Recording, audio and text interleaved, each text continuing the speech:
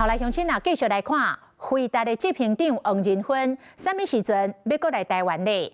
王仁勋讲，会尽可能较紧的。伊讲伊是真期待月底台湾总部会当来签约。啊，台北市长蒋万安讲，伊想要邀请王仁勋到土地公庙拜拜祈福。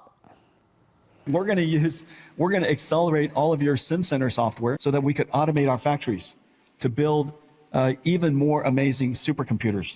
国父黄仁勋特别为好朋友西门子徛台，伊嘛亲自讲，会想要赶紧过来台湾。When will we come back to Taiwan? I hope very soon, right? It's almost Chinese New Year. Yeah. The Mayor Zhang has invited you to the ceremony for the contract with the new headquarters. Will you attend? Of course, if I'm in town.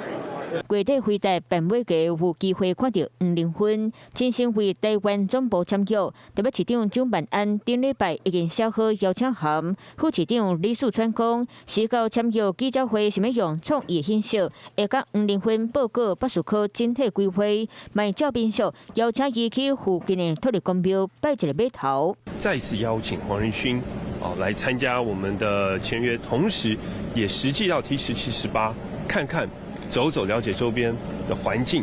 另外，我也邀请他，如果可以，到旁边的土地公庙来拜拜祈福。回答伫咧 CES 等新产品，黄仁勋嘛来谈产业议题，叫美国解禁的 H2 晶片，中国的需求量济，供应链已经全面启动，当日等美国出口户口做尚未确清。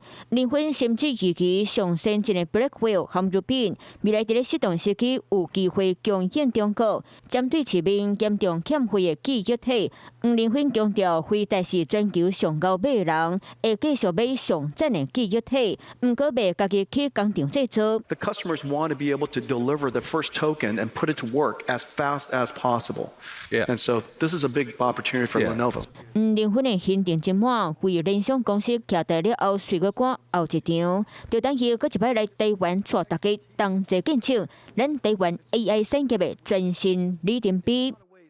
Hello， 我是雷亚，想要抢先掌握最及时的新闻资讯吗？赶快订阅、按赞、开启小铃铛，锁定华视新闻 YouTube 频道。